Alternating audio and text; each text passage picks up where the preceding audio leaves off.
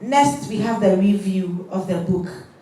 And without much ado, I'd like to welcome, ladies and gentlemen, with a round of applause, let's welcome Dr. Cynthia Addoquaye.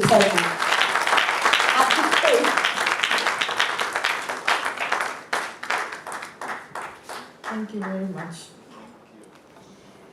everyone. It's unfortunate my tree is not good, so and what I have written is also in English, so it will be easier to say it.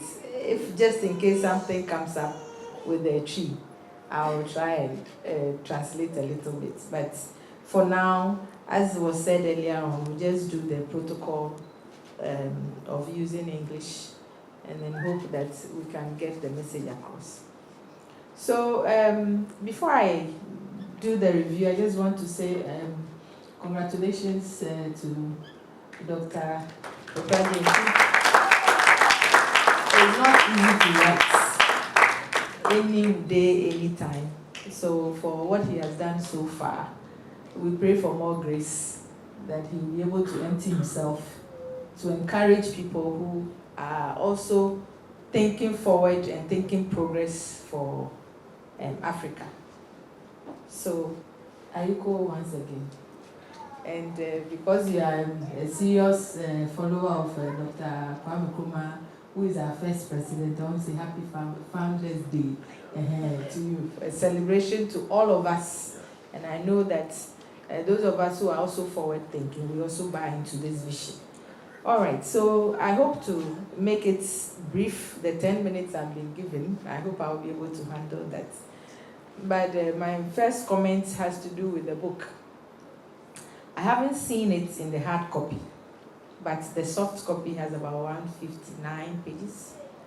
It's very interesting that it looks like something that is not possible to read when you hear book 150 something pages.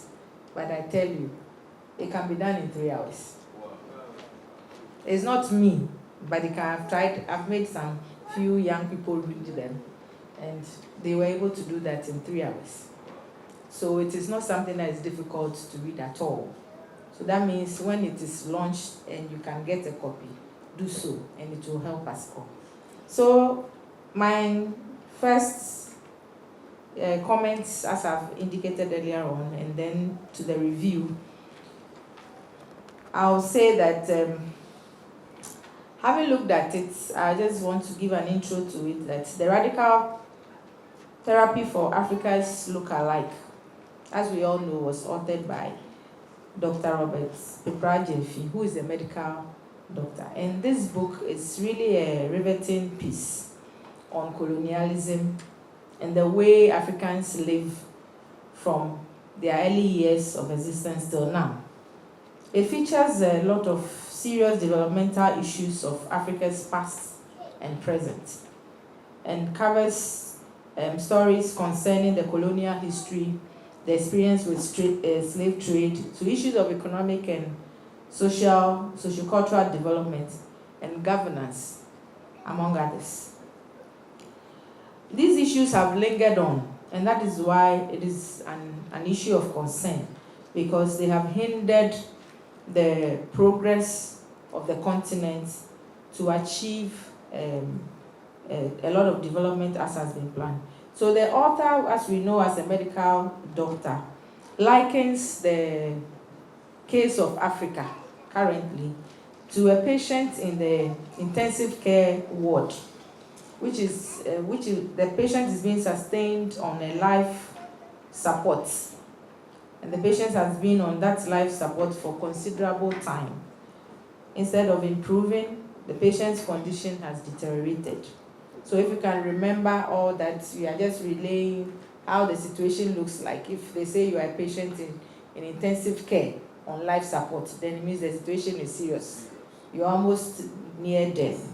And that's the picture author, Dr. Peprajefi, is likening the situation of Africa to. And he's, as a medical doctor, he's thinking of, should we pull off the plugs of the patient and allow the patient to die, meaning that is the best option. But I am sure with you here and myself, we will agree that that is not something we want to do or help him to do. So the ways he's planning to help us to go through and get more information, get more encouragement to do the right thing, ensure that Africa is not a patient that is on life support. I'm sure we are all here to do so and help him with that. The book has 10 chapters with a foreword and epilogue. What we call epilogue, at the end of the book, it gives you a brief summary that nicely ends it. And it has very interesting themes. And for 3 reasons that I find them interesting is the fact that the author, being a medical doctor, has used terminologies in medicine. So you will hear something like medical history, clinical examination, diagnostic investigations. And I'm saying, yes, that's the medical doctor writing. And he talks about these, uses these to describe the sickness of Africa. And he shares the experience of what looks like a trance. I'm not sure what that thing is again, so maybe we'll ask him later on how that looks like. A trance situation. And you know, as Africans, the way we believe in superstition and we believe in the spirits, we can see things there more than on the ground. So he has that aspect of the book, and it's very, very captivating. When you are reading it and you get to that side, you want to know, is it real? What is behind it? And that gives it a very nice approach to the reading. And he's written it in a very nice conversational way. So you read it as if you are in some conversation. So that makes it a bit, as I said, easier to read. And it also introduces other people in the book, not only the main actor, and how those people have been engaged to help with ensuring that difficult and issues of discussion, difficult topics of discussion are easily made, easily discussed, and then people are able to get the real essence of what is being said. The other point is the inclusion of the extended family system that he had in the book, and the values such as the respect for the elders that he had there. And in literature, there's something we call figures of speech. I see that he has also used some in his work, something we call personification. Something that is not a human being, but you decide to give it a human qualities. So he has some things in there, and you'll be interested in finding out some people he's assigned roles to as grandmothers and mothers, aunties, children, great grandmothers, and yet their names are very interesting. Like you needing to find out that there's someone called Afrikoko, Namerikoko, Casablacoko. You need to find who all these people are when you're reading, and try and fit yourself in where you think you are, and see the role you also play. In terms of the content, very interesting chapter headings, and in fact the contents are very heavy, like the heading, radical therapy. So you see that what is in there will have some radical things. So you have the 10 chapters. The first, some topics in there are brooding over the unending problems of a stricken continent. COVID-19 blame game. You see where it is. COVID is everywhere. It's showing up. And then you have a strange encounter with a weird patient. That patient, will need to know who that patient is.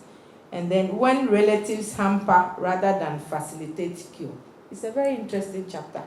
And there's a mix of long chapters, short chapters. So whilst you are thinking, oh, we are finishing, you start something else. You start reading it, it's ending, then something else comes up. Very, very interesting reading. And I want to focus on the chapter 6 and chapter 8. The chapter 6 talks about bullet points of beyond the ordinary clinical examination. And it chronicles the specific symptoms of the ailments, like the sickness that a doctor thinks has plagued the African continent. And these include adverse issues in relation to the diversity of our populations, the many economies and weak currencies that we have on the economic side, the educational system and the health system that is not the best, issues of corruption in line with governance, lack of the rule of law, lack of respect for rule of law, and our taste for foreign things. You know, I think we've said a bit of it. We have a way of appreciating imported things more than the things we have in Ghana. So we'll prefer to maybe take jasmine rice, perfumed rice. Meanwhile, we have our local rice here that we can also take. And when we do that, and it becomes some acquired taste. When you eat, you say the SSA rice here, I'm only a day. Yes. And sentinel, and yet it's because we have overeaten it and our taste buds have gotten used to them. I said, yeah, touch a money, you know, I used to sa ebianino. It's yenya sa ebioko Ameria hono de local rice I also pen na open perfume one. But you can say you say you how to appreciate the local products, and that will save us a lot of money because Sikana ye de crack if you are going to labor na edidiko ye when ye Sikani name. And then the other thing is with the medication, and he was very punchy with the point on how our ministers go outside the country for medical treatments. If we had a very good health facility here, certainly we wouldn't have that situation. And so he punches there too about our lack of support for each other with the pull him down syndrome. You know, in Ghana, we don't support each other. Like what he just said, Osofo Kantanka's business. You should have been supporting him too. In fact, almost every government of company or ministry should be using those four-wheel drives. But we don't have that happening unless he donates them or we want it at a discount. So we need to support each other in that way. We talk about the sociocultural attitude, our lateness to programs. We are not able to start on time. We always want to do things the Ghana man time. We need to work on those ones. And it's necessary that the way we also appreciate the funerals is good, but don't let's waste time there and waste money. He talks about all these things. And if you look at where he offers a solution in chapter 8, where the radical treatment comes, to avoid that, we want the life support apparatus to be pulled off, not because we want Africa to die, but now because apart from praying, which we always say we are doing, we now have to go beyond that, and we have done so by giving it our support to ensure that now Africa can be on her own feet and walk again. And that is where we'll say that yes, we have contributed our quota, and Africa can have a new strength to do what she's supposed to do. As a nation, Ghana, we have our role to play. Even those of us who are here, we all have a part in facilitating the return of our countries, individual countries, and Africa as a whole to the right path. And this we can do by stopping to do things not as business as usual. You know, the way we've been doing things, we have to change doing things as business as usual. And then have a change of our negative attitudes. Programs should start on time. We go to places, we tell people we are meeting them. Yes, we have leaders when they are not being accountable, we make them accountable to us. And we hope that we will not keep quiet when it's necessary to talk. We need to speak up. Speak out for something that is not right. You know, the Ghanaians, we want to keep to ourselves and they say, oh, wait, they're family. Do you fear same attitude? That one is not the attitude for now. You have to reach out and make sure that once you yourself are doing the right thing, the other people to do the right thing. So let's be responsible for ourselves and be responsible for the others too. I want to say that as we do all this, we should not forget our youth. They are there. They are not the future leaders. They are now, because at their level, they should even be inculcating all these values that we have.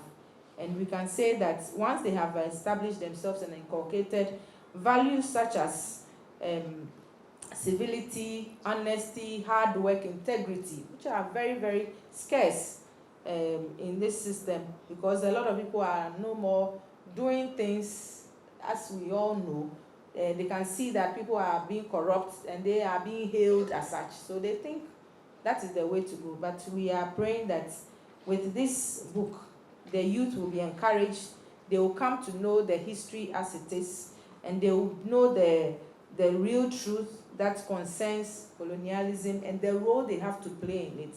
And hopefully, as they also grow with these values, they'll be able to contribute their quota to the goodness and the progress that we know we should experience as Africans on this earth. And I'm sure once we are done here and you see a copy of the book, just make sure you get one and you will not regret it. It's a very good read, and it is one that I think should even be made compulsory if we can at the school levels. Minimum, it should be at the libraries for them to read it well, for the excitement one, and also to know the truth in a way to make sure that they are well equipped to contribute their quota to Ghana and Africa as a whole. Thank you very much. Thank you, John. Oh, we can do better. That was a nice review from Dr. Cynthia. And that was just one of the books, Radical Therapy. When Doug was reviewing it, I heard someone say, wow, oh wow. So just imagine you getting the book and read it. You will enjoy it. And with the antidote 80-20, yesterday I was telling doctor that I think it should be 95-5. Yeah, because what is in the book, it's a lot. Medicine, best medicine for Africa, crippling disability.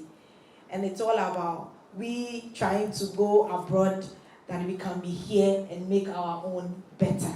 There is parts that said Africa needs leaders whose main goal is going into politics is to help improve the lots of its people, who will fit them out of poverty rather than amass wealth for their selfish gain.